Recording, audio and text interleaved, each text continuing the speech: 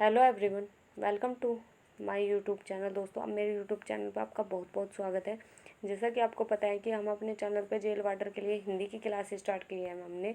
तो दोस्तों, आज मैं स्टार्ट करती हूँ, मॉक टेस्ट से स्टार्ट करते हैं हम, जिसका आपको 25 क्वेश्चन है। 25 क्वेश्चन का ये सेट है मॉक टेस्ट का, और ये आपके एग्ज़ाम में बहुत ज़्यादा मोस्ट इम्पोर्टेंट होने वाला है। तो वीडियो में लास्ट तक बने रहे, और प्लीज़ वीडियो को लाइक शेयर ज़रूर करें, और एक स्टडी रिलेटेड ग्रुप में ज़रूर शेयर करें, ताकि हमें भी थोड़ा मोटिवेशन मिले और हम भी आपके लिए कुछ और बेहतर कर सकें। तो चलिए स्टार्ट करते हैं आज का पहला क्वेश्चन बिना देरी करे हुए। तो किन स्वरों को बोलने में सबसे अधिक समय लगता है? तो दोस्तों, वो जो स्वर होते हैं जिनमें अधिक समय लगता है, जैसे कि मैं आपको बता देती हूँ, जैसे हम बोलते हैं राम, हे राम, राम ओम, हरिओम, तो वो बोलते हैं प्लुत स्वर। तो उनमें अधिक समय लगता है, तो इतना आपको याद रखना है।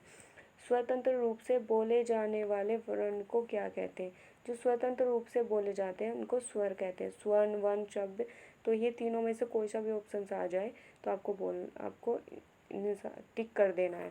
नेक्स्ट क्वेश्चन देखते हैं हम कि संयुक्त व्यंजन नहीं है। तो आपको पता होना चाहिए, ये जो त्रय होता है ये भी संयुक्त व्यंजन है, अक्षय भी संयुक्त व्यंजन है, अज्ञे भी संयुक्त व्यंजन है, लेकिन जो घ होता है ये संयुक्त व्यंजन नहीं होता। नेक्स्ट क्वेश्चन देखेंगे हम कि किस व्यंजन में किसी भी शब्द की शुरुआत नहीं हो सकती? तो किसी भी व्यंजन में किसी भी शब्द की शुरुआत नहीं हो सकती, तो वो है डह। तो डह वर्ण में किसी भी शब्द की शुरुआत नहीं हो सकती। उच्चारण के आधार पर स्वरों की संख्या क्या है? तो जो उच्चारण के आधार पर होती है उस स्वरों की संख्या 10 होती है। तो इतना आपको याद रखना है, यानी उच्चारण के आधार पर, और वैसे 11 होती है। संयुक्त स्वरों का उदाहरण है, जो संयुक्त स्वर होते हैं उनका जो उदाहरण होता है वो होता है ओ, ओ, ओ। तो ओ की जो ओखली होती है वो संयुक्त स्वर का उदाहरण होता है। आगत स्वर है, तो जो आगत स्वर होते हैं वो होते हैं आपके आ। तो आ आपके आगत स्वर होते हैं। अयोग व में आता है, तो जो अयोग व में वो कै व ख दोनों आते हैं। तय वर्ग का व्यंजन नहीं है। जो तय वर्ग है उसमें थ, बोल के देखो, थ, द, न, तो इसमें तीनों में तय वर्ग का व्यंजन होता है, लेकिन जो बै होता है इसमें तय वर्ग का व्यंजन नहीं होता। नेक्स्ट क्वेश्चन देखेंगे कि ऊष्मीय व्यंजन है। तो जो ऊष्मीय व्यंजन है वो आपका होता है, य में नहीं होता, दह में नहीं होता, और अज्ञा में नहीं होता। जो आपका स, बड़ा श और षटकोण और है, इसमें आपका ऊष्मीय व्यंजन होता है, यानी इनको बोलने में थोड़ी गर्माहट आती है या रगड़ आती है। ऐसे बोल के आप इनको श, है और स इनको बोल सकते हो। इस पर व्यंजनों की संख्या क्या है? तो जो स्पर्शीय व्यंजन होते हैं दोस्तों, उनकी जो संख्या होती है वो होती है 25। तो ये आपको बताना है, उनकी संख्या होती है 25। भाषा की इकाई में सबसे छोटी इकाई है। तो जो भाषा की जो इकाई होती है उसमें जो सबसे छोटी इकाई होती है वो होती है आपकी शब्द। तो शब्द सबसे छोटी इकाई होती है। कौन सा व्यंजन नासिकीय अनुनासिकीय है? तो ये जो अनुनासिक है, तो अनुनासिक आपको बताना है।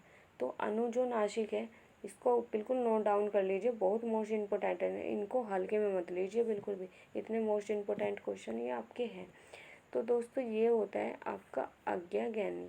तो ये जो नासिकी व्यंजन होता है तो ये होता है आपका अंग होता है, अणखैली बोलते हैं इसको। तो जिन व्यंजनों को बोलने के में स्वतंत्र कंपन करें उन्हें कहते हैं। तो जिनमें स्वतंत्र कंपन होती है दोस्तों, उनको कंपन होती है उनको सघोष कहते हैं, और जिनमें कंपन नहीं होती है उनको आघोष कहते हैं। तो जिन व्यंजनों के उच्चारण में मुख से अधिक हवा निकले उनको कहते हैं महाप्राण, और जिनमें कम निकले उनको अल्पप्राण। तो पार्श्विक व्यंजन है, तो जो पार्श्विक व्यंजन होता है वो कौन सा होता है? तो ये आपको मुझे बताना है। तो ये होता है आपका ल। ल एक पार्श्विक व्यंजन है, और यह र ल व ये होते हैं आपके अंतस्थ व्यंजन। तो ये आपका यही क्वेश्चन आ गया है नेक्स्ट कि अंतस्थ व्यंजन, तो यह र ल व अंत्यस्थ व्यंजन है। झ वर्ण किस प्रकार का व्यंजन है? तो जो ये झ व्यंजन होता है ये एक स्पर्शीय व्यंजन होता है। अल्प प्राण वर्ण नहीं है। तो जो ये अल्प प्राण वर्ण है दोस्तों ये नहीं है। तो इसमें आपका ऑप्शन नंबर हो जाएगा बै। तो बै एक अल्प प्राण नहीं है, महाप्राण वर्ण नहीं है। तो जो ये महाप्राण वर्ण होता है तो ये नहीं है, तो ये होता है आपका दै। तो दै एक महाप्राण वर्ण नहीं है। अक्षय ध्वनि किसके अंतर्गत आती है? तो जो ये अक्षय ध्वनि है ये किसके अंतर्गत आती है? तो ये आती है आपकी संयुक्त वर्ण के अंतर्गत। तो श्रेय किससे मिलकर बनता है? तो श्रेय बनता है सह रह से। तो सह रह से स्वर्ण, ये आपका श्रेय बनता है। तो अघोष वर्ण है, तो जो ये अघोष वर्ण है तो दोस्तों ये आपको मुझे बताना है कि अघोष वर्ण है। तो अघोष देख लेते हैं आपका कि अघोष वर्ण है, तो ये आपका है सह। तो सह आपका अघोष है। तो नासिकीय व्यंजन कौन सा है? तो नासिक व्यंजन आपको बताना है। तो इसमें कौन सा नासिक व्यंजन है? तो ये अणक हल्ली है। अर्ध स्वर किन व्यंजनों में बोला जाता है? तो जो ये अर्ध स्वर है ये किन व्यंजनों में बोला जाना?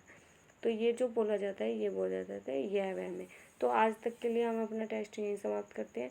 तो दोस्तों आई होप आपको वीडियो पसंद आई होगी, और ये क्वेश्चन बहुत मुझे इम्पोर्टेंट है, और जो 25 से आगे लेके 50 तक के मैं आपको कल करा दूँगी।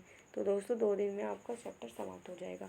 तो आज तक के लिए यही। वीडियो आपको अच्छा लगा तो प्लीज़ लाइक शेयर सब्सक्राइब ज़रूर करें, और लाइक तो ज़रूर करें। लाइक का कोई पैसा नहीं मिलता, लेकिन हमें थोड़ा मोटिवेशन मिल जाता है। तो थैंक यू सो मच।